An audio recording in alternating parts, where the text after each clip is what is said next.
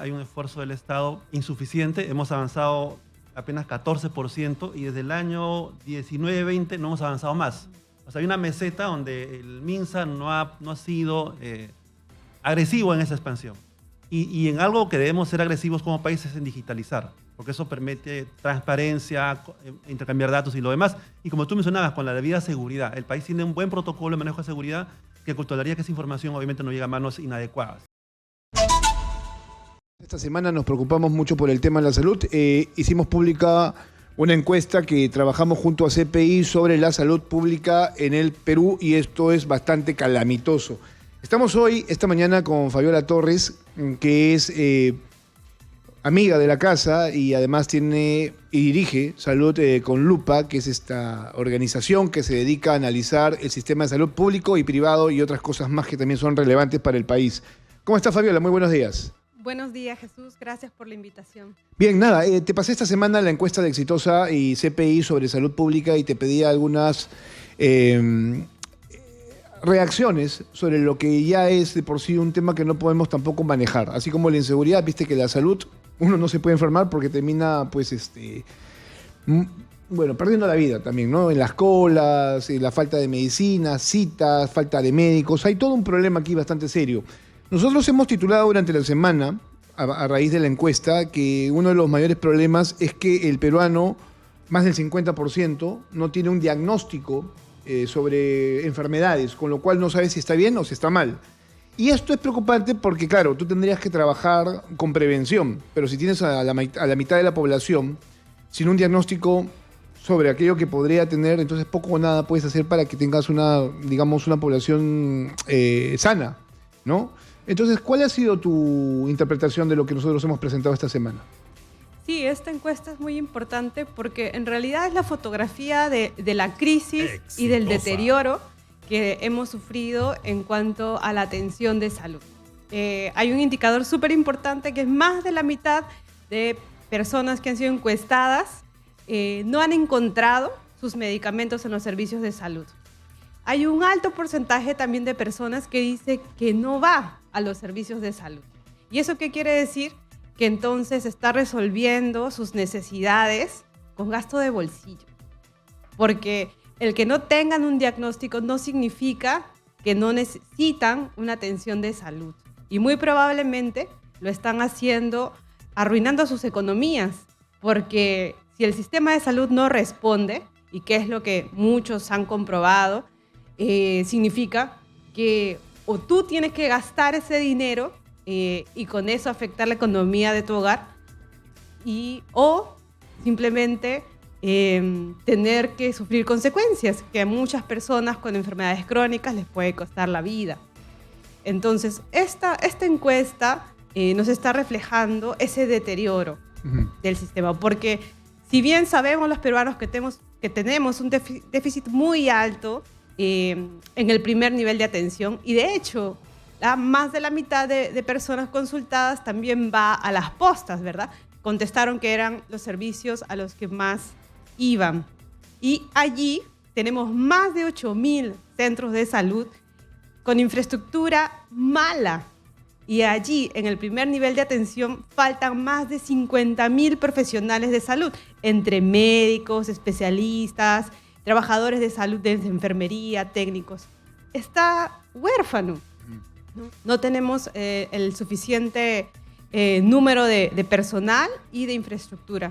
Y ahora, con esta gestión, que sí es atribuible directamente Exitosa. Al ministro Vázquez y su equipo, tenemos un problema de acceso a medicamentos. Entonces, lo que la encuesta Exitosa hace es reflejar ese deterioro que hemos sufrido. A ver, yo creo que las cosas están bastante claras, ¿no? O sea, al margen de la encuesta, estos son problemas que son constantes, no son de ahora, pero cada vez es peor el manejo. O sea, aquí lo que desnuda la encuesta es que el mayor problema es de gestión, ¿no? ¿Por qué lo digo? Porque cuando se le pregunta a la gente, en su opinión, ¿cuál cree usted que es el principal problema en el sistema de salud pública en el Perú? Lo primero que dicen, falta de medicamentos. Y este es un tema, no sé si sea, por decirlo así, coyuntural. O sea, están opinando en función de lo que en este momento les está faltando y les es necesario. si tal vez no tuvieran este problema, que es culpa de, por ejemplo, de Senares, ¿no? Y es culpa directamente del ministro de Salud. Y los gobiernos regionales, porque claro, hay últimos datos, Jesús, que como no se pudieron hacer esas compras de volúmenes grandes de medicinas, se está comprando ahora 400% más caro en unidades pequeñas, y significa también que no se está abasteciendo a todos los servicios de salud. Ya, de eso vamos a ver en un ratito más, porque claro, cuando tienes falta de medicamentos hay abandono de tratamientos y eso pone en peligro o en riesgo a mucha gente que depende de estos tratamientos, ¿no? Sobre todo en enfermedades muy complejas como el cáncer, el VIH, la tuberculosis, entre otras cosas más. Pero mira, si no tuvieras falta de medicamentos, los problemas persisten, ¿no es cierto? Escasez de médicos, que tú lo has señalado perfectamente. Médicos poco preparados. Y yo decía, este dato del 11.5% que opina la gente en la encuesta de Exitosa y CPI es relevante, porque además es comprobable, por ejemplo, con lo que ha pasado la semana pasada con el examen del Serum, donde tienes médicos que no alcanzan un puntaje adecuado para un programa que es importante de formación de médicos. O sea, no tienen esas capacidades académicas que se necesitan. Entonces la gente lo intuye, lo sabe, que hay médicos que no están haciendo muy bien su trabajo, ¿no es cierto? Lo otro es falta de establecimientos de salud, que son las postas. Las postas se ha demostrado en esta encuesta que es el primer lugar al que va la gente. No va al hospital porque entiende que no va a encontrar una solución a su problema, va a la posta, ¿no? Y luego viene deficiente infraestructura, mala atención, bueno, ya es más reiterativo, ¿no? Claro, ahí hay que mencionar que el Serums es un servicio con el que el Estado intenta cubrir ese déficit de personal de trabajadores de salud que tenemos en el primer nivel de atención y en otros niveles, pero principalmente en el primer nivel de atención, que es la puerta de entrada. Y en realidad, Jesús, el 85% de necesidades de salud, desde una caída hasta un dolor de estómago, una infección, deberían poder resolverse allí, en una posta de salud. Pero ¿qué es lo que ocurre? Hay un déficit de médicos allí, hay un déficit de trabajadores de salud. Y nosotros hemos calculado, justamente cubriendo el tema del Serums, que aproximadamente el 20% de los trabajadores de salud que están en las postas, en el primer nivel de atención, son serumistas. Ahora, esto no es responsabilidad de los serumistas directamente, sino que el Estado también tendría que mejorar los recursos humanos, poder tener plazas de profesionales especializados, médicos de familia, comunitarios en el primer nivel. Sin embargo, como tú mismo lo has relatado y han venido cubriéndose todas estas actividades, se ha deteriorado la evaluación de las competencias de los egresados de las carreras de salud. Y significa que muchas personas que postulan al Serums no están capacitadas y... Bueno, pero esto también es un peligro, ¿no? Digo, o sea, personas que ejercen una profesión que tiene estrecha relación con la vida humana, pues te deja mucho que desear, ¿no? Esto ha venido pasando. ¿Y dónde están? Los serumistas cubren puestos que el Estado abandona, porque si vamos fuera de Lima, la mayoría de puestos de salud alejados tienen serumistas para funcionar, de lo contrario estarían vacíos.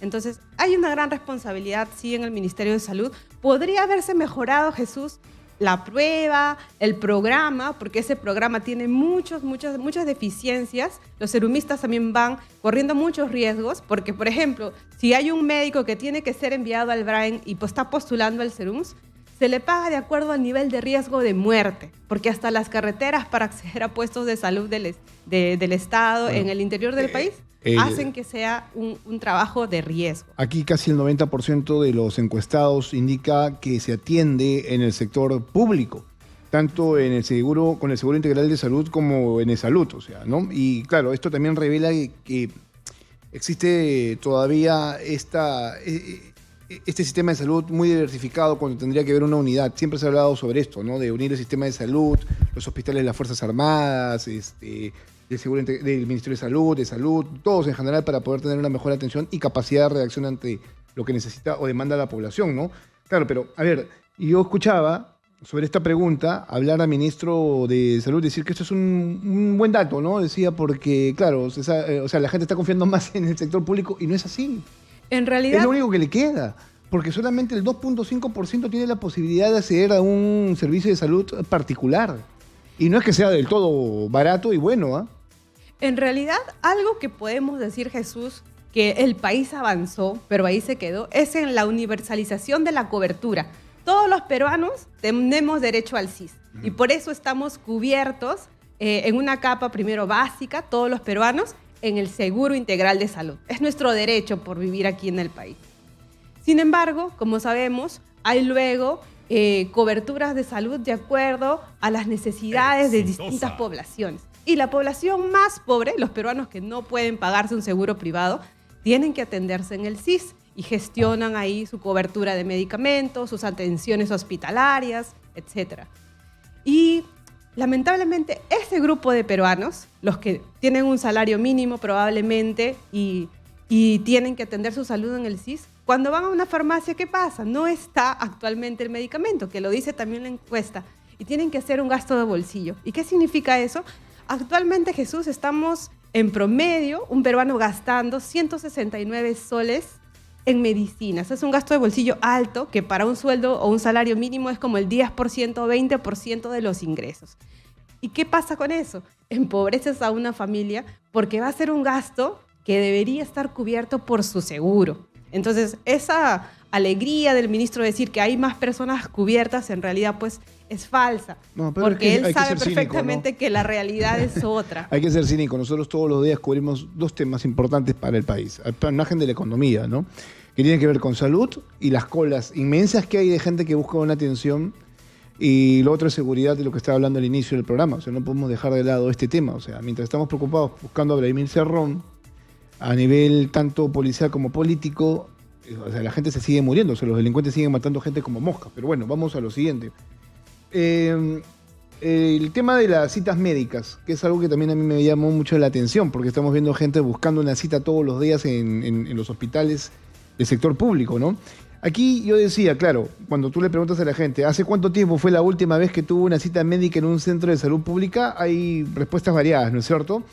Pero lo más importante es que aquí señala que hace un mes, 19.8%, pero alguien me hacía notar, ese hace un mes de 19.8% es para medicina general, porque luego pasa un año para que te atienda el especialista, y eso es que se consigues una cita con el especialista que tú necesitas. En ese transcurso, la salud se te va deteriorando. Entonces, esto, por ejemplo, le afecta al grueso de la población que busca acceder mucho más rápido a los centros de salud, que son los adultos mayores, ¿no? A partir de los 40 para adelante.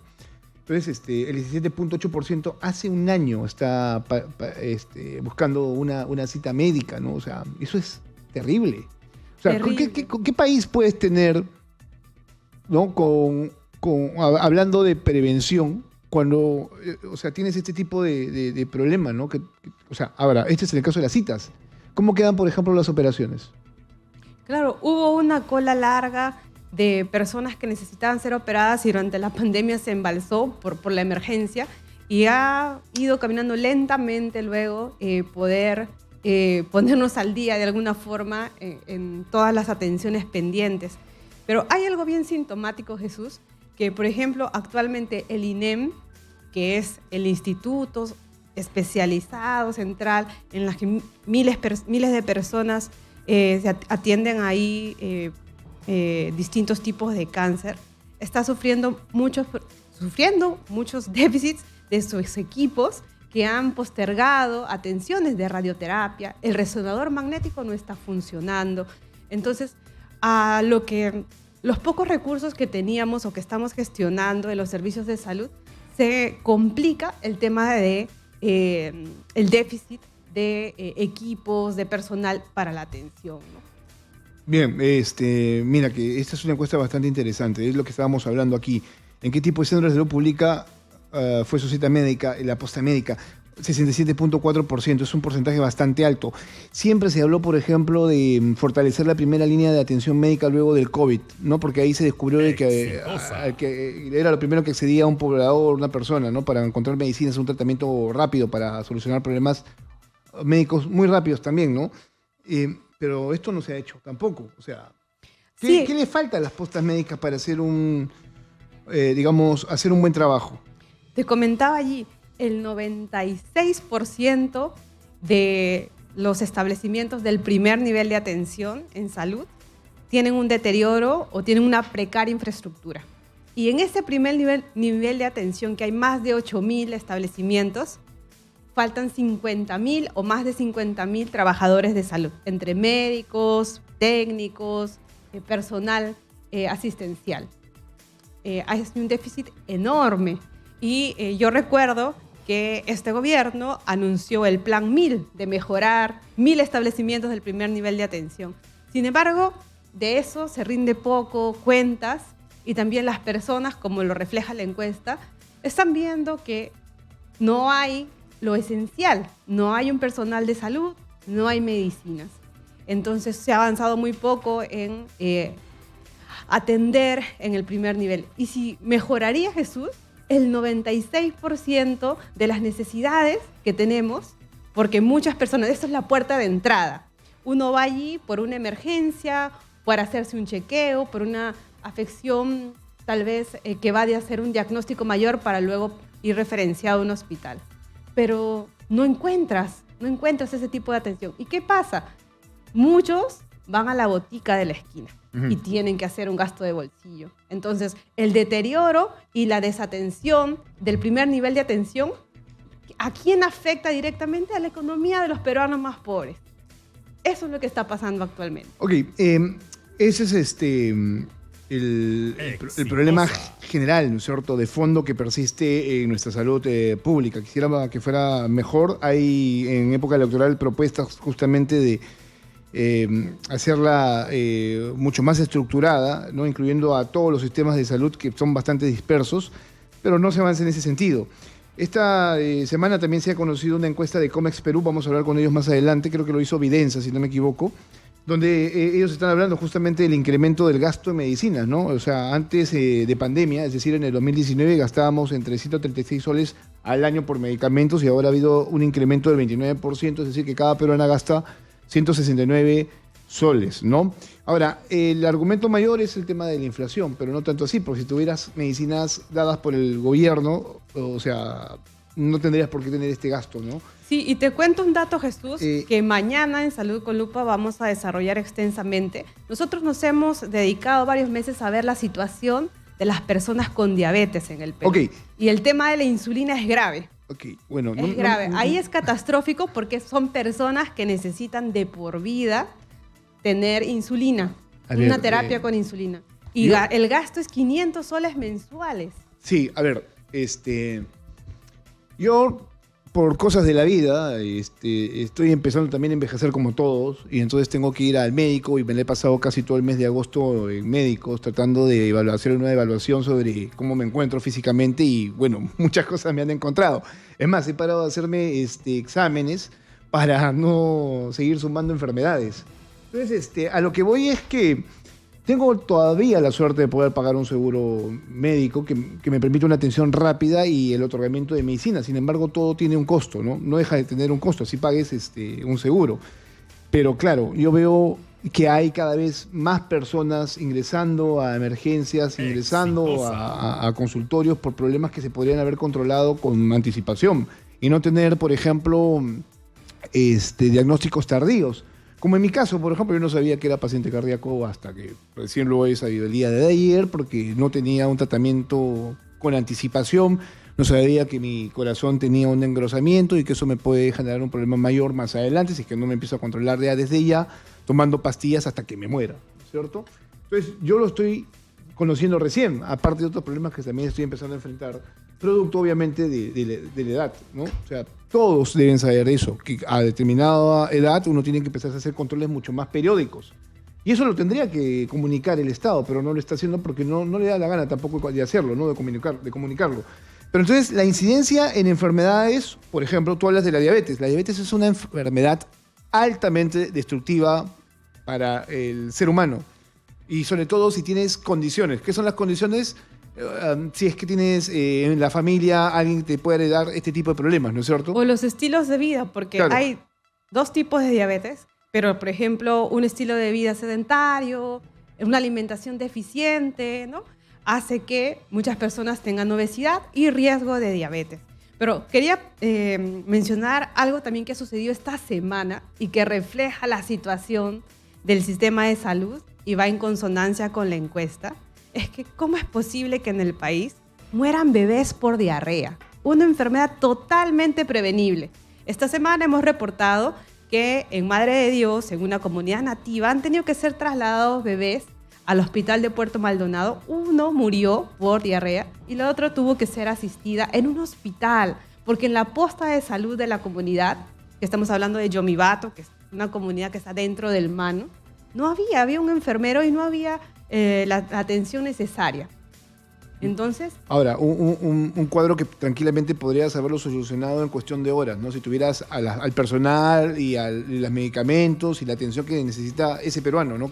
Así es. Por un lado, hay enfermedades totalmente prevenibles, como tú mencionas, y por el otro tenemos enfermedades crónicas que requieren que el Estado garantice terapias, porque eso sí es catastrófico enfermarnos. Lo está describiendo Jesús, la cantidad de dinero que necesitaríamos para poder atender todas las necesidades. Pero si nos detectan una enfermedad crónica, cáncer, diabetes, vamos a depender de por vida de medicamentos. Y por eso la importancia de una póliza de salud que el sistema público pueda garantizar. Ahora, el plan esencial de cobertura de salud es bajo. De hecho, lo dice Videnza en su último informe, es bastante bajo. Necesitaba adaptarse a las necesidades actuales, pero esa gestión también, pues actualmente tenemos un equipo en el MINSA que está administrando la crisis de manera pésima, pero también se está preocupando solo por el corto plazo. El corto plazo y los resultados, los dice la encuesta exitosa, son nada buenos. Así lo ha respondido, ¿verdad? Dice... ¿Qué piensa la gente de la actual gestión pública, del sistema de salud público? Nada bueno. El 80%, si no más, califica la gestión de muy mala, ¿no? Fabiola, te pido por favor, vamos a ir a una pausa y se va a sumar con nosotros César Amaro, que es investigador principal de Videnza Consultores, a propósito también de esta encuesta que ha salido, bueno, este estudio que salió en paralelo con la encuesta de nosotros. O sea, quiere decir que hay instituciones que están comprometidas, tanto medios de comunicación como otras, en atender este problema, porque bueno, o sea, igual que la seguridad, reclamas más policías, más estrategia, más inteligencia, porque claro, es un problema que está avanzando y que nos está empezando a explotar en la cara y nadie dice nada. O sea, a mí lo que me preocupa es la ignominia, o sea, la falta de respuesta de la población en ejercer su derecho, ¿no? O sea, levantar su voz ante la inacción de funcionarios públicos que no están haciendo nada. O sea, el Congreso, de verdad, tendría que estar preocupándose en estos temas, dándonos algún tipo de respuesta y no la tenemos. Entonces, si los medios de comunicación también están en esa ignominia y están preocupados solamente de mostrar cámaras de seguridad de cómo se agarran a balazos en las calles, pues eso tampoco es que contribuya absolutamente nada en cambiar el panorama, ¿no? Solo contribuye a generar más ansiedad, más depresión. Hasta en eso los medios de comunicación colaboran justamente con el mal sentimiento que vive ¿no? o que impacta en la sociedad. O sea, creo que vayamos viendo las cosas en ese contexto, ¿no? En el cual yo lo estoy presentando. Vamos a la pausa, renovamos información y estamos aquí en Exitosa, en Lima 95.5 de la FM. Somos la voz que integra el Perú. Soy Jesús Verde, estamos hablando de salud pública, esa que le debe interesar a usted porque en cualquier momento puede enfermar y puede obviamente estar en la misma situación de miles y no millones de peruanos que no acceden a una cita, medicamentos y que tiene problemas para poder solucionar estos problemas de salud con tiempo. Volvemos. 8 de la mañana con 34 minutos, esto es Exitosa en Lima 95.5 de la FM. Soy Jesús Verde y estamos en Hablemos Claro de los sábados. Esta semana nos hemos dedicado a hablar de salud pública, lo calamitoso que se encuentra el sector y cómo es que está impactando en la vida de cada uno de nosotros y la preocupación que debemos tener, porque en algún momento vamos a llegar al sistema de salud pública y no vamos a encontrar la solución que esperamos. Se lo comentaba Fabiola al corte, que es penoso ver a muchas personas haciendo cola desde muy temprano por una cita, por medicamentos, por seguir sus tratamientos y que el Estado no les responda como debería responderles. Hoy nos podemos sentir invencibles porque tenemos a nuestro favor la edad, pero más adelante no lo vamos a hacer, no vamos a tener la misma condición y entonces vamos a tener que depender de un Estado y ese Estado tendría que mejorar de aquí en adelante. Yo por ahora tengo la posibilidad de pagar como algunas personas un seguro de salud y atenderme y encontrar algún tipo de diagnóstico, pero quien no lo tiene se muere en este país. O te mueres porque los delincuentes te van y te matan, o te mueres porque la salud pública no está funcionando. Bien, estamos con Fabiola Torres de Salud con Lupa y gracias siempre a ella por la deferencia de estar en estos temas comentándolos y debatiéndolos, pero también estamos con César Amaro, que es investigador principal de Videnza Consultores, que justo esta semana sacan este estudio relacionado con la salud en el Perú. ¿Cómo está? Buenos días, César. Gracias por la invitación. Encantado de compartir la mesa con Fabiola. Es un honor estar con ella esta mañana y contigo dialogando un tema tan importante. Bueno, estábamos hablando que tanto la encuesta nuestra que hemos elaborado como el estudio que ustedes han realizado están coincidiendo. ¿En qué coinciden? Primero a ver, viendo la perspectiva del lado amable, como comentaba Fabiola, todos tenemos un seguro. 99.98% tenemos un seguro de salud, sobre todo público. Y acá hay un tema importantísimo que el ciudadano de a pie debe saber. Estamos cubiertos por un seguro y en defecto por el SIS, en automático, ¿no? Digamos todos. Eso brinda una cobertura nominal. Sin embargo, eso también salen los estudios, no hay cobertura financiera, no hay financiamiento, principalmente público, suficiente para que esa cobertura nominal sea real. Y segundo, no hay cobertura prestacional, es decir, no hemos organizado las redes públicas principalmente y también privadas complementariamente para que esa oferta pues, sea sencilla de acceder por la población peruana en general, en zona urbana y zona rural. Entonces, es como una mesa de tres patitas. Cobertura nominal, ya avanzamos, check. Cobertura financiera, no hemos avanzado, hay problemas, faltan recursos, el Perú tiene poca inversión en salud y cobertura prestacional con muchas dificultades, sobre todo en el lado público. Ese es el primer hallazgo. Segundo hallazgo, como comentaba Fabiola, pues hay gasto de bolsillo muy fuerte en el país y ha subido. En la evaluación con data pública del INEI demuestra que ha habido un salto de cerca del 30% en el año 19 al año 23 en gasto de bolsillo, principalmente en medicamentos, y eso genera, obviamente, como estaban compartiendo ustedes en la entrevista, la necesidad que uno acude a una farmacia botica por terapias, por medicamentos que en realidad debería darnos el seguro público llamado SIS. Es un tema importante, ¿no? Y tercero, lamentablemente el entorno político desde julio 21 a la fecha ha provocado una altísima rotación de funcionarios, ministros, jefes de senales, directores generales, y evidentemente en la gestión pública en el Estado, si no hay predictibilidad, no hay una estabilidad mínima, pues no va a haber una buena gestión, por más que sea competente el cuadro técnico que ha sido designado. Entonces hay un problema de modelo y también hay un problema de gestión actualmente. Bueno, pero claro, eso, repetimos, es problema de gestión, o sea, es problema de quien maneja la institución, ¿no? O sea, digo, la salud como la seguridad deberían ser, y esto lo repito constantemente porque me lo han enseñado, políticas públicas de larga data, o sea, políticas de Estado y no de gobierno, ¿no? Que apunten justamente al manejo, o sea, más profesional y menos clientelista que se presenta por lo general cuando cambian los gobiernos o cuando cambian, por ejemplo, las cabezas, ¿no? De determinada institución. A mí lo que me llama la atención del estudio de ustedes, que también está en la misma línea de Exitosa, es que el 95% de establecimientos de salud público presentan una infraestructura y equipamiento inadecuado. Tanto en el primer nivel, que son las postas médicas, 97.7%, eso quiere decir que están, no sé en qué están, o sea, deben estar muy, muy mal. 97.6% los hospitales y los institutos especializados, 5.1%, o sea, los institutos especializados es además a los que recurren toda la población porque están aquí concentrados en la capital y a los que no pueden acceder los peruanos en las diferentes regiones. Por eso tienes mucha gente viniendo aquí tratando de solucionar su problema y también deteriorando su economía, ¿no? Pasa, por ejemplo, Fabiola, lo vemos constantemente en el Hospital del Niño. En el Niño, en el INEM. En el INEM también, ¿no? O sea, ahora, ustedes aquí también dan un marco bastante general respecto a la inversión del Perú en relación al tema de salud, ¿no? Entonces, la inversión, el Perú invierte 523 soles por persona al año.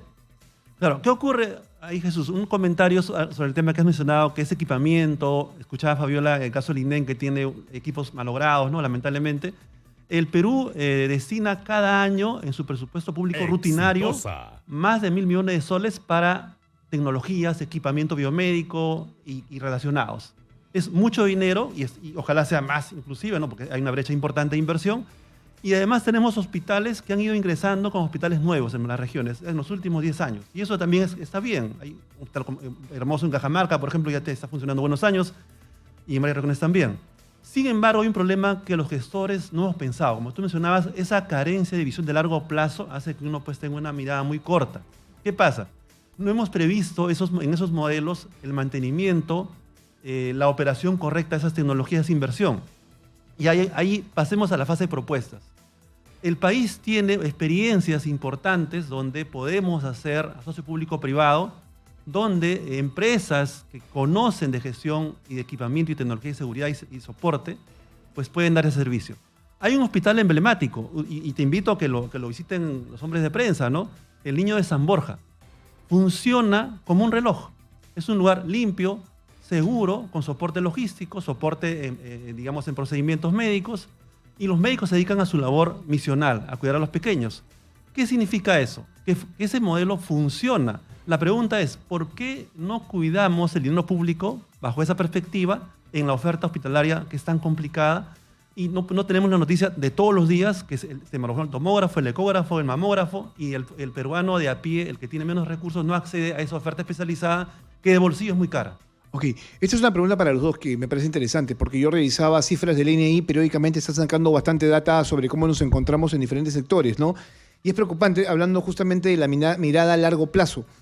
Y ahora esto me hace pensar en lo siguiente, porque el INEI revelaba cifras de cómo se encuentra la población en cuanto a edad, ¿no? Y decía que el Perú cada vez, así como otros países, se está acercando a ser un país muy viejo, ¿no? O sea, con mayor cantidad de adultos mayores que van a necesitar un tratamiento especial. O sea, hay más ancianos que jóvenes en realidad, o sea, o gente con mayor edad que jóvenes en este país. Y entonces, claro, ¿cómo va a quedar lo que conversábamos contigo, Fabiola, ¿no? O sea, ¿qué va a pasar?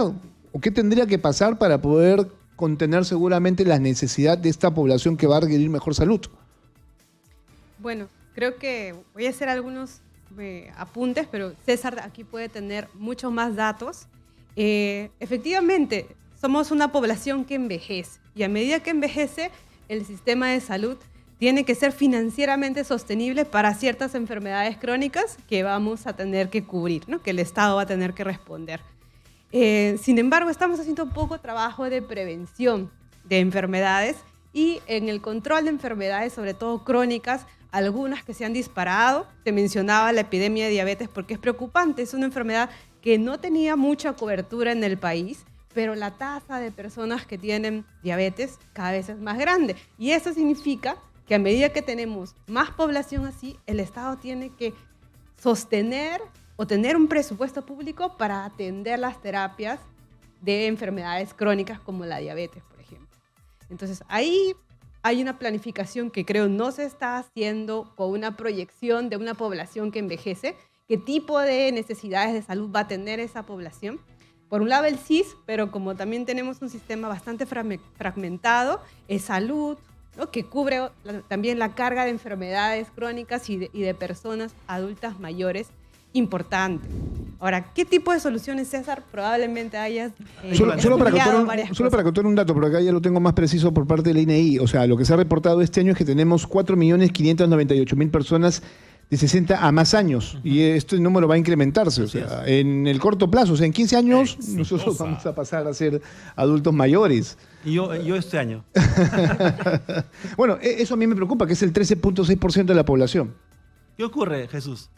Como comenta Fabiola, estamos envejeciendo. El MINSA ha publicado el año pasado un estudio interesante que es el Análisis de Salud.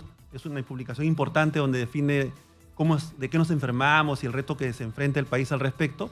Y me alegró mucho que por primera vez concluyan algo contundente. Dice ahí, en resumen, que estamos envejeciendo y eso plantea un reto sanitario diferente. ¿Qué significa eso? Que el país va a pasar del bono demográfico actual. Hoy estamos en bono demográfico por unos 20 años más, es decir, hay más población joven que adulta mayor. Pero al pasar a una población adulta mayor principalmente, obviamente la carga de enfermedad va a subir dramáticamente. Y como hoy día ya está instalado problemas crónicos generativos, diabetes, hipertensión, cáncer, problemas cardiovasculares. Y ese tipo de retos no se arreglan pues con una consulta ambulatoria, puntual, y ya está el tratamiento para la infección, ¿no? La gripe y se acabó. No, un momentito. Ese seguimiento, ¿no? Es un tratamiento eso requiere hasta el final de tus días. Un soporte crónico de toda la vida. ¿Y qué está ocurriendo hoy día en países mayores al Perú? En Europa, en el sudeste asiático, donde hay población adulta, en Japón, en Inglaterra misma, que tiene un sistema muy, muy importante de salud. La carga de enfermedad, la demanda es tan alta que los sistemas colapsan. En países desarrollados con muchos recursos. Entonces, si eso está ocurriendo hoy en esos lugares tan desarrollados en esos temas, la pregunta es, ¿qué va a pasar en el Perú que tenemos un sistema precario todavía? Entonces, el reto es mayor. Recordemos que según data oficial, de cada 4 hipertensos, perdón, de cada 10 hipertensos solamente 4 tienen tratamiento completo. Igual, de cada 10 diabéticos solo 3 tienen tratamiento completo. Entonces, ¿qué significa eso? Que hoy día, con población aún no muy numerosa, no estamos resolviendo problemas. Y para eso, obviamente, hay salidas que plantear en la mesa. Por eso es que también se ha disparado, por ejemplo, la automedicación, ¿no? Que es otro informe que se había presentado durante los últimos meses, respecto a que el peruano va a las farmacias a buscar las medicinas que cree que le son oportunas en ese momento, ¿no? Y por eso también había eso de que en una farmacia el técnico, o sea, la persona que te vende no te va a solucionar la vida. O sea, tienes que ir definitivamente, si te sientes muy, muy mal, al especialista, ¿no? Claro, hay una práctica que también tiene que ver si el sistema de salud es ineficiente o te falla, lo que hay de solución o la alternativa que muchos peruanos tienen es ir a la botica de la esquina, ¿no? Y atender sus necesidades urgentes. Entonces, eso hace que se incurra también en automedicación y en un gasto de bolsillo y probablemente dejen de ir al sistema a atenderse con un médico especialista y no estén detectándose enfermedades que deberían haberse identificado a tiempo para que pueda atenderse esa persona, mejorar sus condiciones de vida o también sobrevivir a una enfermedad, ¿no? Eso es una falla, es una consecuencia de un sistema que en el primer nivel de atención no está respondiendo bien. Claro, mira, aquí el estudio de ustedes tienen ese dato, ¿no? Que lo acabo de encontrar.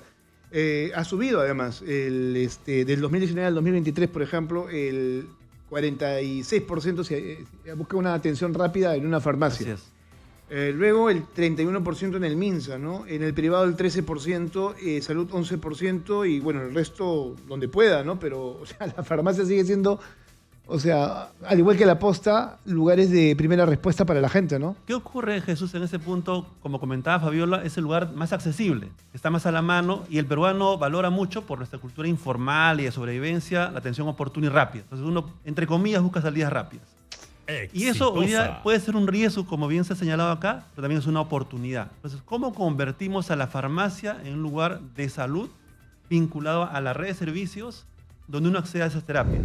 Pues evidentemente requerimos siempre la consulta médica. Hasta donde supe había un proyecto, ¿no es cierto? Farmacia Una propuesta vecina, para que las farmacias tuvieran la capacidad de tener un médico para ser consultado. A ver, eso es importante. Eso ya no es posible porque la ley fue modificada y ya se prohíbe esa actividad en la farmacia actualmente. Lo cual también generaba, digamos, han dicho sea de paso, un riesgo moral, ¿no? Porque si tenemos al prescriptor y al vendedor de los medicamentos, el dispensador de medicamentos en la misma área, pues hay un riesgo moral de vínculo comercial. Eso está, digamos, ya está separado. Pero ¿a dónde voy yo? Existe un proyecto, no más que proyecto, una realidad que se llama Farmacia Vecina en el Seguro Social. Es un programa pequeño, alcanza hoy día apenas a 30.000 personas aseguradas con problemas crónicos, donde el medicamento de salud, a través de un logístico privado, llega a esa farmacia o botica privada y el usuario accede a su terapia crónica, como hablábamos del caso de diabetes e hipertensión, de manera permanente todo el año. Eso es una cosa importante como modelo, donde el rol de la farmacia es revalorado y sirve para que el usuario, el asegurado, tenga una terapia oportuna y completa. La pregunta es, ¿por qué no extendemos eso que es tan importante, tan exitoso, de una manera mayor en el país y en más regiones? O el modelo brasileño, que el Perú en su momento, en la época del gobierno de Humala, se propuso, ¿no? Farmacia popular, donde en Brasil el brasileño accede a su consulta médica, a su receta, va a la farmacia privada y recibe terapia de manera inmediata. Ese tema, por ejemplo, podríamos implementarlo en el país y el seguro financiar ese costo receta para el usuario que está acudiendo a ese lugar, ¿no? Bueno, ustedes están proponiendo una serie de... Bueno, tienen ustedes el análisis del problema, al igual que nosotros, y coincidimos en casi todos. Ahora, pero sí plantean ideas, ¿no es cierto?, para poder salidas mejorar en el corto plazo, ¿no? Promover, por ejemplo, el uso de la receta médica electrónica para mejorar el acceso y trazabilidad de terapias. Algo se ha mejorado, ¿no es cierto? Al menos ya tienes por lo pronto este control electrónico de las vacunas que antes no tenías, ¿no? Claro. Digo que el peruano ya sabe exactamente qué vacunas tiene. ¿Te refieres a las historias clínicas electrónicas? Sí. Sí, es que entiendo acá que es eso, ¿no? Sí, existe. En realidad creo que llegábamos al 2018 al 2%, no sé qué ha pasado durante pandemia, pero ese proceso de que los sistemas, los servicios de salud tengan las historias clínicas conectadas es fundamental, porque desde el primer nivel de atención hasta en el hospital, que puedan conocer tu historia clínica facilita muchísimo la atención. Ahora también hay que ponerte a pensar en una cosa, que esto también es un reto para el Estado, porque estamos hablando de información altamente sensible, que no tendría por qué ser luego materia de, no sé, tráfico de información que se puede presentar y que ya se ha presentado, ¿no? O sea, ¿no te parece a ti que es una información sustancial? El saber qué tiene cada peruano como condición de salud que podría ser mal utilizado, no lo sé, o sea, me pongo a pensar en ese sentido. Por eso hablo de retos. O sea, actualmente tenemos este sistema, ¿verdad, César? Lo que ocurre es que esta información sí es fundamental, Jesús, que la tenga todo el sistema. No solamente esté aislada en un solo lugar porque no se gestiona bien la información. Y de hecho, es una política del Estado tener la interconexión, las historias clínicas electrónicas. Sin embargo, se ha avanzado poco. Hay un grupo de establecimientos, creo que no pasan de los 1000, que funcionan de esta manera y gestionan mucho mejor la atención de sus pacientes. Yo creo que aquí no pasa tanto por un tema de información privada que podría hacerse pública, sino en mejorar la gestión de esa información que tiene el Estado, pero que no la está usando porque es bastante complejo. Nuestro sistema de salud no está conectado. Tiene lógica, ¿no? Ahí yo quería añadir dos cosas importantes, ¿no? Como comenta Fabiola, hay un esfuerzo del Estado insuficiente. Hemos avanzado apenas 14% y desde el año 19-20 no hemos avanzado más. O sea, hay una meseta donde el MINSA no ha sido agresivo en esa expansión. Y en algo que debemos ser agresivos como país es en digitalizar, porque eso permite transparencia, intercambiar datos y lo demás. Y como tú mencionabas, con la debida seguridad. El país tiene un buen protocolo de manejo de seguridad que controlaría que esa información obviamente no llegue a manos inadecuadas. Y para eso hay pues un tema que se llama redes privadas virtuales que permiten esa seguridad. ¿Quién tiene eso? Las siglas son BPM, red privada virtual. ¿Quién tiene hoy día, Jesús, una red privada virtual? Por ejemplo, es Salud. Ellos desde el año 19 han implementado este modelo de historia clínica electrónica y han avanzado en toda su red.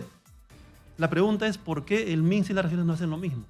O sea, no hay razón alguna tecnológica ni de economía para no hacerlo. Claro, pero a ver, si tú presentas nuevamente un proyecto de salud universal donde tengas a todos los sistemas ya integrados, tendría que ser, obviamente, ese un pilar, ¿no? ¿Qué ocurre? Eso es una discusión importante. El Perú, como política de Estado, por el Acuerdo Nacional ya hace más de 10 años, definió un modelo de aseguramiento universal en salud. Lo que pasa es que cuando viene un ministro, otro ministro en esos cambios, no hay seguridad en esa política de Estado, lo cual es automático. Y como tú señalas, lo ideal es que todos tengamos esa oferta estandarizada, armonizada en red. Va a ser muy complicado unificar sistemas. Eso es una discusión política enorme que no estamos, creo yo, preparados para hablar en estos momentos. Sin embargo, sí es factible la interoperabilidad, es decir, que la información del MINSA, de las regiones y de salud o de las sanidades policiales y Fuerzas Armadas conversen entre sí. Eso es factible, hay protocolos, el MINSA tiene al respecto rectoría. Lo que no hemos avanzado, no hemos hecho nuestro trabajo es en la parte operativa, esa conectividad, esa interacción real entre cada sistema. Y lo más serio es que el MINSA no tiene una agenda agresiva en digitalización, lo cual sí debería ser una exigencia como ciudadano al ente rector. Ok. Vamos a hacer una cosa, vamos a hacer una pequeña pausa, vamos a extender esta conversación 15 minutos más, pero quiero escuchar un poco al público también para saber cuál es su punto de vista respecto a la salud pública, y seguramente hay muchos usuarios, miles en realidad, que llaman a la radio aquí para quejarse constantemente del sistema de salud y para que ellos también expliquen exactamente cuáles son las, no lo sé, o sea, las contrariedades que encuentran en esta situación, ¿no?, de la salud pública en general. Los teléfonos van a estar abiertos al 251-9422-467-4499, que son las líneas de Exitosa a esta hora de la mañana. Estamos conversando con Fabiola Torres y con César Amaro sobre un problema que nos toca a todos, y si no nos toca por ahora, nos tocará más adelante. O sea, el mañana no es tan lejano. Así que esto es Exitosa en Lima 95.5 de la FM. Soy Jesús Verde, esto es Hablemos Claro, una pequeña pausa y regresamos. Esto es Exitosa en Lima 95.5 de la FM, somos la voz que integra el Perú. Soy Jesús Verde y estamos en Hablemos Claro de los sábados, tocando más de fondo el tema de la salud pública, a propósito de dos estudios que han salido, el nuestro que es el de CPI, que la encuesta ha sido bastante contundente y comentada durante esta semana de manera transversal, no solamente en Lima, sino en todo el Perú, y de los amigos del COMEX y Vidensa, consultores que hacen también un análisis del sistema de salud pública, y estamos coincidiendo en muchos aspectos. Conversamos con Fabiola Torres de Salud con Lupa y con Carlos Amaro, investigador de Videnza Consultores. Vamos a abrir en unos minutos más los teléfonos rápidamente al 251-9422 y 467-4499 para que usted opine también sobre, ¿no?, lo que piensa de la salud pública en el país. Pero antes que nada estábamos conversando sobre algo que es importante, ¿no? O sea, si no mejoramos ahora la salud pública, en los próximos 10 años vamos a tener un problema bastante crítico, ¿no? Y es que las personas no van a poder acceder a salud pública de calidad. Entonces, lo que te va a quedar es morirte, o como tú bien dices, César, o en la calle o ir al hospital a morir simplemente para eso. O sea, no va a haber ningún tipo de prevención y todo va a ser bastante difícil de asumir. Fabiola. Bueno, sí. Hay que poner un ejemplo. Muchos vieron cómo se han gestionado emergencias en el país. Exitosa. Vayamos a la de dengue. ¿Qué pasa cuando una persona es sintomática y se va complicando? Y no es atendida en el primer nivel de atención. Llega a un hospital para buscar una cama UCI y no las tenemos. Entonces, si el sistema de salud no puede responder y darles una atención a tiempo, el gasto que se hace y también el riesgo de deterioro y de muerte de una persona es mayor cuando se complejiza. Entonces, lamentablemente, casi todas las respuestas del sistema de salud se complican y no atendemos a tiempo casos como el dengue, ocurrió con la COVID. Mucha gente buscaba una cama UCI cuando pudo haberse atajado, ¿no?, la enfermedad en el primer nivel de atención. Entonces, pasa en muchos otros aspectos. Y esto genera más gasto, y de hecho hace un momento César mencionaba que sí hemos aumentado el presupuesto que tenemos para gestionar salud.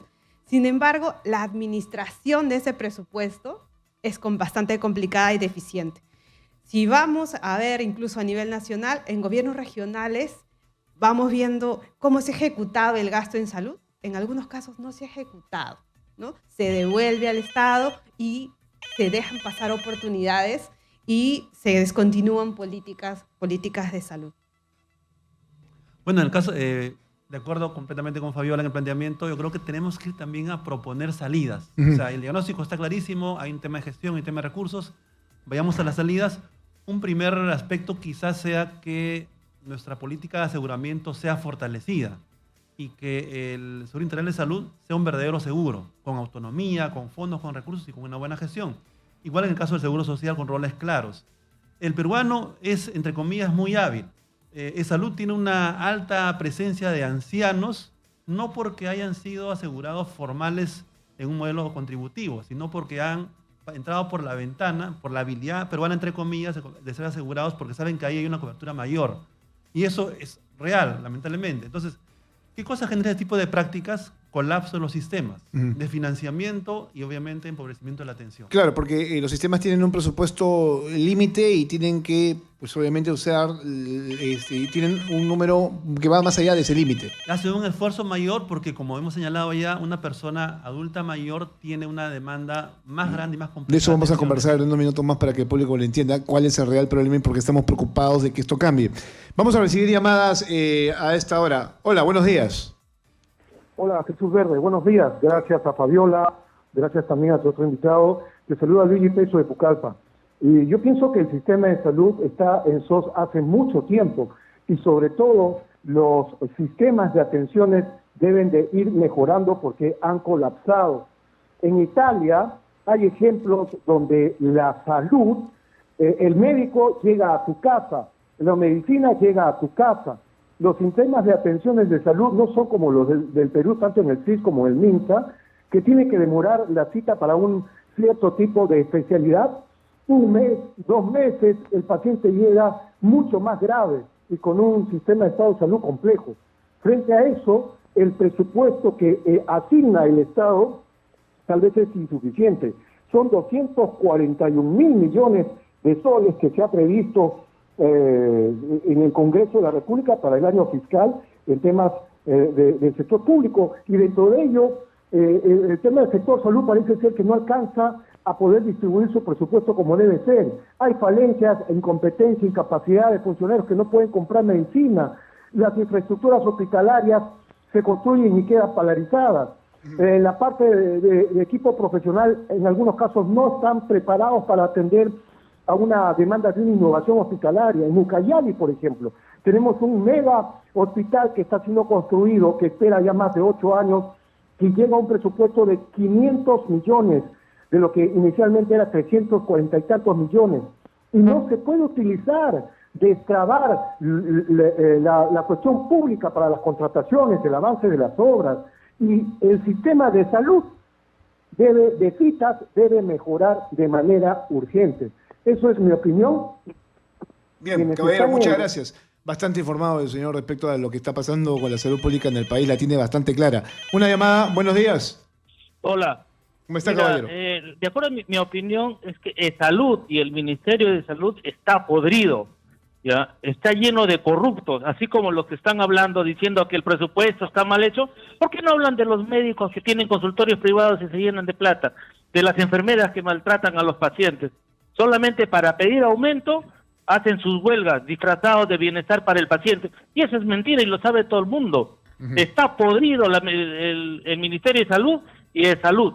Gracias. Bien, gracias. Bueno, hay molestia, obviamente, Sí, claro. sobre... ese es uno de los temas que nosotros también hemos resaltado, el tema de la mala atención, ¿no? La Contraloría ha identificado por varios años que lamentablemente en hospitales de Lima los médicos especialistas de varios consultorios no estaban presentes, ¿no? Y como dice el caballero, pues eso genera abandono de servicio, eso es una falta muy grave y obviamente afecta a la población.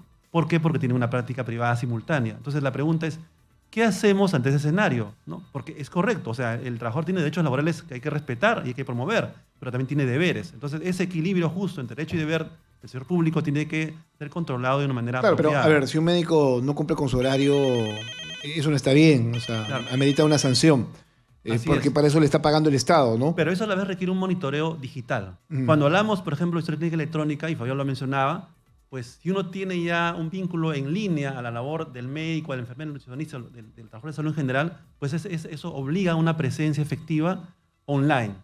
Entonces obliga al trabajador a estar siempre en el horario adecuado y con los tiempos apropiados. Entonces la digitalización permite la transparencia en el desempeño y es un tema que deberíamos avanzar, ojalá pronto, ¿no? Me gusta que el público participe y que además nos permita saber exactamente cuáles son sus sensaciones y emociones respecto a esto. Hola, buenos días. Señor, a todas las personas que están dirigiendo hoy en la mañana, yo soy un adulto mayor. Quería mencionarle el estado calamitoso en el que se encuentran los hospitales y los centros de salud acá en Cono Norte, acá en San Martín y Los Olivos. Yo soy una persona adulto mayor, tengo toda la experiencia para comentarle, principalmente en las atenciones de las citas. Uno tiene que, señor, en el Hospital Marino Molina o en Negreiro o en el Coyique, señor, tiene que hacer su cola de un día a otro, tiene que dormir en el hospital para poder conseguir una cita. Más aún peor cuando se trata de especialidades, por ejemplo, de rayos X o otras especialidades. Te tienen que sacar cita y te van a dar una cita de 2-3 meses. Yo me acuerdo, a mi esposa una vez le dieron cita un mes de febrero para el mes de octubre.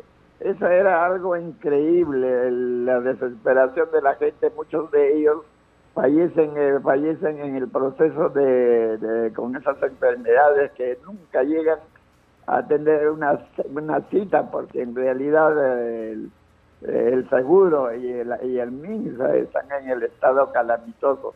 Uno quiere adquirir una cita en un centro de salud de primera, uno tiene que sacar cita igualita en los hospitales, no encuentra cita, no hay médicos, y algunos centros de salud no hay ni siquiera médicos, atienden solamente enfermeras, y ese es el colmo de las cosas, señores.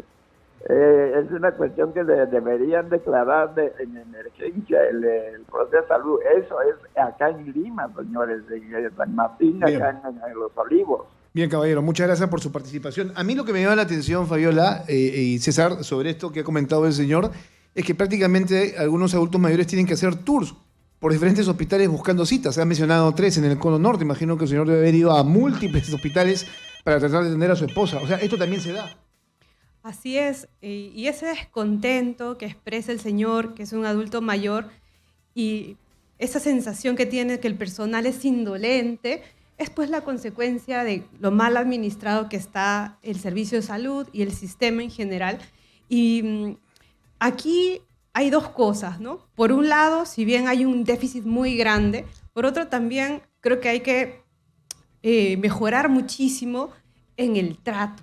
Porque cuando una persona va a un servicio de salud, pues está en un estado de vulnerabilidad, y más aún cuando son adultos mayores. Y esa sensación de tener un personal que es bastante áspero, que es indolente, causa muchísimo también un impacto muy grande en las personas. De hecho, ese problema hay. Me ha pasado. Y otro punto que voy a decir que lo he vivido en primera persona, ¿qué pasa cuando un servicio de salud, el especializado, voy a hablar del Instituto de Ciencias Neurológicas, el Mogrovejo, ex Mogrovejo, no tiene en su servicio de emergencia tomógrafo?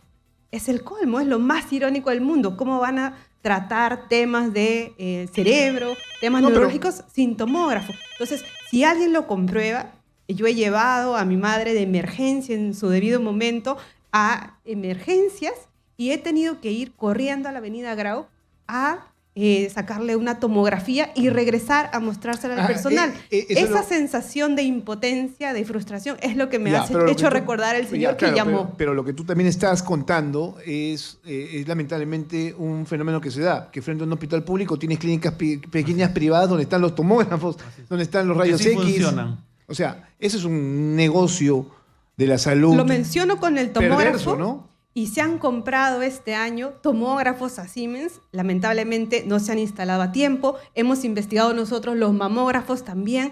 El resonador magnético y equipos de radioterapia del INEM no están funcionando. Están derivando, tercerizando a empresas del frente, de terceros, a los pacientes. ¿Y qué pasa con eso, Jesús? No solo es que es un gasto, sino que solo el 15% de los miles que necesitan atención, sus chequeos, no lo están haciendo. Entonces, eso es lo que genera esa sensación de impotencia, de frustración en el servicio de salud. Sí, es un gasto para el paciente, pero es un negocio para el que te está dando ese servicio. Y eso es perverso, repito, además alimentado por el propio Estado. Incentiva un modelo perverso, ¿no? Y por eso yo, en las propuestas que hacemos la pregunta es ¿cómo resolvemos eso? Porque si hoy, como el estudio de salud con lupa lo menciona, hay aparatos mal logrados sin servicio, vamos al privado, o de bolsillo, o pagado por el Estado. ¿Cómo se arregla eso, Jesús? Vayamos al Niño de San Borja. Ahí se malogra la lámpara del tomógrafo, se reemplaza en horas porque el modelo de bata gris y bata verde en este caso permite el reemplazo en horas de esa tecnología. Eso tendría que ser con todos los hospitales, ¿no? Eso es algo obvio, porque en realidad hay un aspecto económico donde la inversión pública se pierde por esa falta de mantenimiento de esos equipos. Entonces, hasta en términos económicos es algo obvio que tenemos que resolver, y eso es parte de un cambio de modelo de gestión. Porque ¿qué hace el Estado normalmente en la parte logística? Hacemos lo de siempre. Repetimos lo que clásicamente hacemos, es contratar con nuestro conocimiento limitado oferta especializada. Y eso, como sabemos todos, es tecnología sofisticada, y con todo respeto, un logístico que maneja pues cosas muy sencillas no tiene capacidad para tener un contrato especializado. Por lo tanto, el modelo es diferente. Asociación público-privada que brinde esto a los hospitales complejos y cuide el patrimonio público para los ciudadanos. Bueno, las asociaciones públicas privadas en general siempre son bastante mencionadas para soluciones rápidas a diferentes tipos de problemas que está enfrentando el país, ¿no? Se habla mucho, por ejemplo, en temas de infraestructura, en temas de salud, también en el tema por ejemplo, de la seguridad ciudadana, ¿no? Claro. Permíteme, por favor, vamos a recibir llamadas del público que está bastante interesado en el tema. Hola, ¿cómo está? Muy buenos días. Exitosa. Caballero, ¿cómo está? Buenos días. Para informarles un panorama general de lo que es el problema de salud. Soy personal de salud ya con bastantes años trabajando y vamos a verle un enfoque general.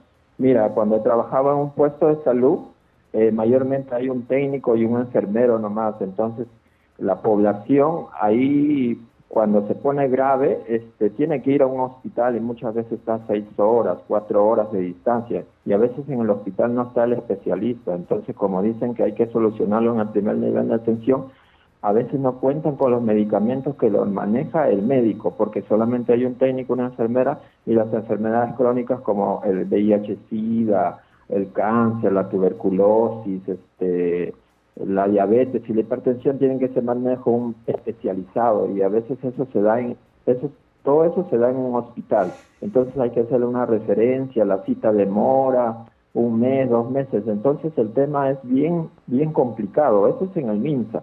El ministro de Salud puede decir que tenemos 20 millones o 30 millones de que están asegurados así, pero de esas 20 millones, ¿cuánto asisten verdaderamente a esos establecimientos? No existen ni la mitad. No van, prefieren ir a una botica, a un consultorio particular, porque el gasto que se van a ir hasta trasladar a una provincia es bien caro para ellos. Es perder 1 día, 2 días, a veces no encuentran al doctor, entonces ellos viven del día a día, los que están asegurados al MINSA, la población más pobre. Eso hablando del MINSA. Y hablando de la salud también es bien complicado, porque los hospitales de la salud solamente están en la provincia, pero si hablamos de todos los distritos, los miles de distritos, tienen que transportarse a la provincia donde está el salud, y muchas veces no cuentan con el especialista, ¿no? Tienen que ir a la capital del departamento, ahí donde cuentan con el especialista. Y a veces, por ejemplo, yo me he ido a la salud y el oftalmólogo o el urólogo me ha dicho: no hay el equipo, solamente te doy una medicina nomás y saca tu referencia para el otro mes para que vayas al hospital. Mira, así es el problema. Y si hablamos del cáncer, la tuberculosis, enfermedades como la diabetes, se complica más la situación. Yo veo que el problema de la salud hay que verlo desde un punto de vista amplio.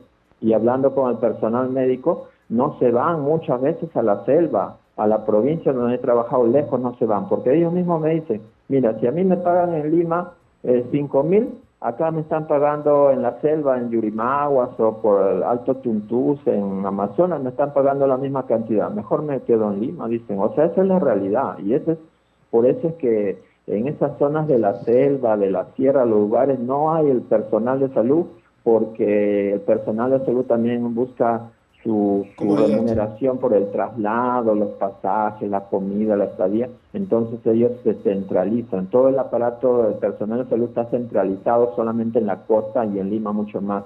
Por eso que el personal de salud, si vamos a la selva, Loreto, Madre de Dios, parte de la sierra a altas alturas, no cuentan con personal de salud médico. Solamente hay un técnico o una enfermera o obstetra, nada más.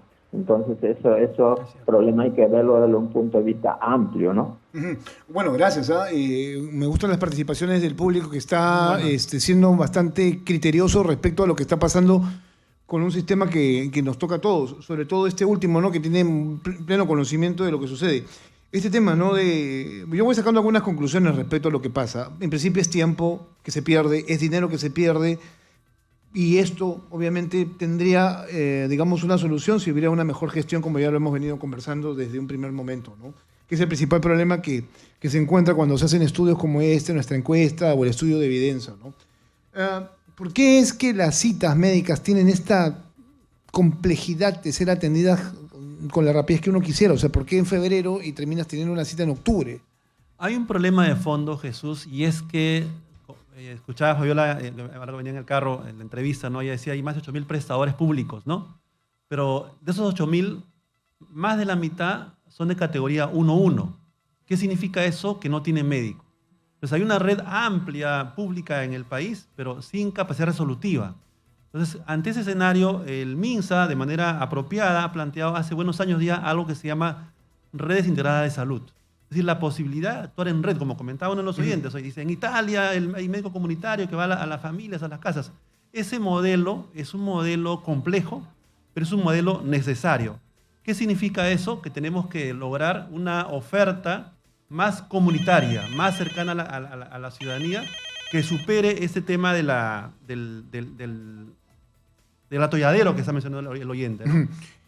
Escúchame, Fabiola, César, una de las cosas que se estaba conversando aquí, y lo dijo en la última llamada, ¿no? El último oyente, el hecho de los médicos, ¿no? O sea, que buscan estar donde se sientan mucho más cómodos porque no existen los incentivos. O sea, digo, viste que lo que tú decías, que están investigando la muerte de niños por problemas estomacales, pudieron haber sido atendidos, pero no habían los especialistas, no habían los médicos, no habían las medicinas. O sea, eso está pasando. Los médicos también están actuando en función a sus necesidades. A ver, hay dos cosas. Hay un déficit, sí, de personal de salud, de recursos humanos en todos los establecimientos de salud. Primero, en el primer nivel de atención y también en los otros niveles. ¿Y qué pasa? Cuando uno sale de Lima, en las regiones, no hay personal de salud especializado o médicos que puedan estar. Entonces, ¿con qué se llena ese personal? Muchas veces con serumistas. Claro. De hecho, estuve en Chungui, en Ayacucho, y el centro de salud de Chungui tiene un serumista que es un psicólogo que atiende y el director del puesto de salud es un enfermero. Eso es todo lo que tienen para la atención. Y obviamente en las condiciones que hay que trabajar, porque los centros poblados en el interior del país son distantes, entonces hay que hacer un trabajo de campo ¿dónde y quedan hay los muy incentivos? poco personal. Ok, yo entiendo. Todo el mundo se mueve en función a sus necesidades. Entiendo a los médicos también. Posiblemente les sea más cómodo atender aquí en Lima que en las regiones, pero, o sea, tendría que ver por parte del gobierno también o del Estado mayores incentivos para que los médicos también tengan esa necesidad de querer ir a provincias, ¿no? Sí, o a regiones. En principio, Especialistas, por ejemplo, que se necesitan. tener más especialistas que no solamente pasas por contratar, sino por formar. Porque, por ejemplo, te cuento, en todo el país tenemos 600 endocrinólogos, que son los que diagnostican diabetes. 60 son especialistas en niños. ¿Y dónde están? La mayoría en Lima. Entonces, eso para un recurso especializado. Pero sí hay un gran déficit de médicos, cirujanos, médicos de familia, comunitarios, que son esenciales para el primer nivel de salud. Y tampoco los formamos. Entonces, hay un tema desde la planificación y formación de personal de salud para llenar esos déficits que tenemos, que arrastramos. Entonces, ahí creo que, como lo ha mencionado César, tenemos varias experiencias sistematizadas, documentadas, de cómo se puede reformar, de cómo podemos empezar a hacer mejor las cosas. El tema está en la cabeza, en la dirección, en el liderazgo que tienen que haber en el sector salud para empezar a encaminar reformas que van a tomar tiempo, porque las mejoras no todas son inmediatas, pero hay algunas que sí le cambiarían la vida a miles de pacientes. ¿Podrías, incluso si fueras un gestor importante que tenga algún tipo de estrategia, podrías decir, bueno, ok, los médicos están centralizados aquí, hagamos programas para llevarlos a los especialistas a las regiones y que la gente sepa en qué momento van a llegar, si tienen esos problemas, para que tengan una atención por parte de ellos y hacerlo de manera periódica, no lo sé.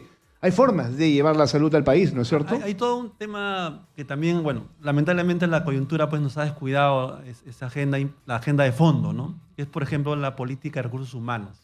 Cuando hemos mencionado serumistas o el caso que menciona Fabiola en Chungui, yo estoy viendo acá en línea, es categoría 1-3. ¿Qué significa eso? Que en términos formales, o sea, en el mundo formal, ese es un establecimiento que tiene médicos, no médicos, médicos, tiene laboratorio, tiene farmacia. Pero Fabiola está encontrando un lugar, y con el mayor respeto al equipo que está ahí, que no tiene capacidad resolutiva. Es decir, no tiene médico, no tiene seguramente laboratorio. O sea, para hacer la categoría, la categoría es básicamente el nombre. Entonces, ¿qué cosa ocurre, Jesús? ¿No? Que vivimos un mundo de ficción, pues. Nos ponen un rótulo, somos policlínicos, somos categoría 1-3, ¿no? Pero en la práctica, pues somos una IPRES de categoría 1-1, es decir, sin médico. Y eso, obviamente, como decían los oyentes, no resuelve y genera colas. Entonces, ¿qué hace el peruano común y corriente? Va al hospital o viaja, ¿no? ¿Cuántos pequeños, por ejemplo, hay en el Niño de Breña haciendo cola, acampando en la calle? Vienen de muchos lugares del país, porque como bien dice Fabiola, el experto está aquí en Lima. No lo tenemos en Loreto, ni en Puno, ni en Ucayali. Entonces, eso obliga a un modelo centralista que es perverso. ¿Cómo se rompe eso? Con propuestas diferentes. Y un tema, que hemos señalado acá, es redes integradas de salud, para abrir ese molde y manejarlo de una manera diferente. Hay salidas para esto, Jesús, de verdad. Y eso hay que ponerlo en la mesa, ojalá con cierto tiempo. Bien, vamos a recibir 2 llamadas y ya vamos concluyendo también, porque creo que nos hemos extendido demasiado apasionándonos en este tema de la salud pública, pero creo que es importante tomarse, ¿no?, esos espacios para poder conversar con el público también. Hola, buenos días, ¿su nombre? Hola. ¿Aló? Caballero, ¿cómo está? Sí, buenos días. Le habla un médico traumatólogo del Hospital Hipólito Unanue. ¿Cómo está? Lo escuchamos. Sí, soy el doctor Abel Espinosa Coronado. Y en resumen le voy a dejar algunas perlas. Mire, Nosotros nos quejamos mucho de que hay muchos minusválidos, todo. Pero ¿sabe qué? Un paciente que no se opera el cartílago de la rodilla o la cadera en 3 semanas, ya queda minusválido. Y todos los hospitales, todos sabemos que mientras el sí le compra el material, demora 1 mes, 2 meses. Claro, para una pierna, un brazo puede ser, pero no para una articulación. Un minusválido más. Segundo, mire, yo le agradezco mucho a Exitosa, porque fue el único medio, gracias al doctor Camacho Perla, Exitosa me conocen, que el Hospital Hipólito Unanue, Prado Chico, adulteró una historia. Y 3 ministros, la doctora Patricia García, el doctor Abel Salinas, que sale a cada rato, y la doctora Tomás, que es directora del Hospital del Niño, le encubrieron. Pero es grave, ¿sabe por qué? Es una muerte. Y bien clara está la auditoría. Pero yo, como tengo estudios también, porque también estudio Economía y Derecho, a mí la jueza me va a juzgar 2 años de no ser médico. Y están como locos en el ministerio que pida prescripción. Pero no lo voy a hacer, ¿sabe por qué? Porque eso es un delito de cárcel. Y tendrán que responder los 3 ministros, el director Luis Miranda y los responsables. Es una cosa increíble. Otra cosa, mire, en el hospital, aunque usted no crea, yo hago turnos mañana y tarde, atiendo 50 pacientes, ¿ya?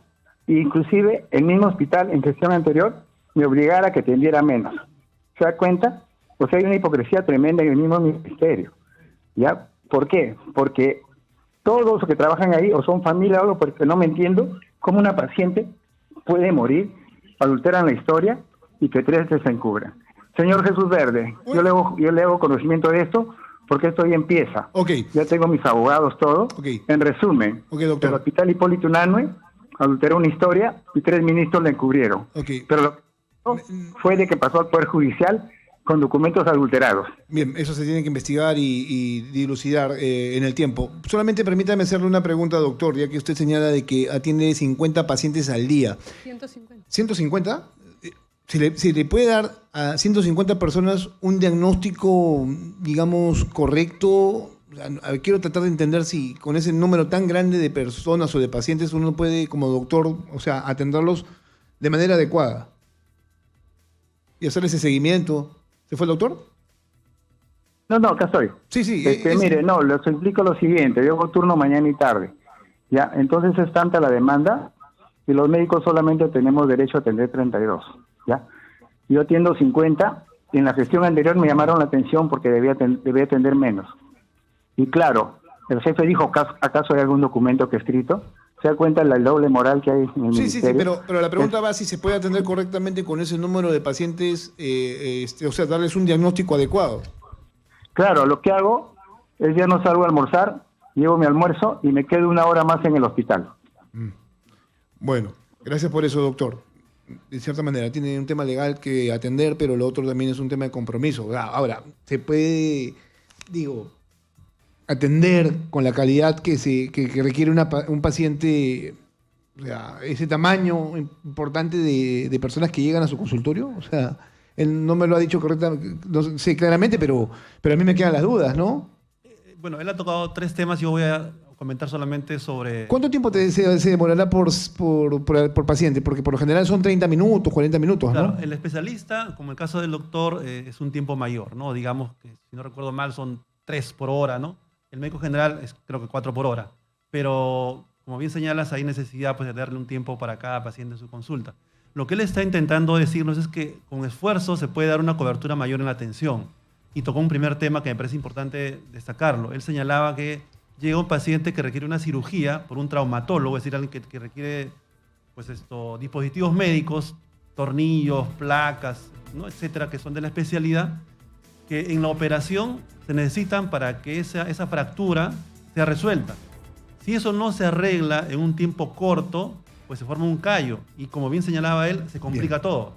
¿Qué pasa hoy día en nuestro país, Jesús? Cuando un pobre llega roto, fracturado a un hospital, la logística se demora meses por esas tecnologías y obviamente genera dolor, sufrimiento y gravedad en esos pacientes. Es un problema, entre comillas, que debe enfrentarse de otra manera nuevamente. Bueno, se me fue el tiempo, la verdad, nos van a levantar del aire. Gracias, Fabiola, por estar esta mañana con nosotros y a ti también, César. Gracias por tomarse este tiempo para hablar con el público exitoso y para tener, creo que, un buen mensaje, ¿no? Que en este caso todos deberíamos estar preocupados y exigir, obviamente, a la autoridad, al que maneja el país, que ya, ¿no es cierto?, pueda empezar a resolver esta situación que a la larga nos va a terminar impactando a todos. Todos vamos a necesitar en algún momento de la salud pública y que esta sea de calidad.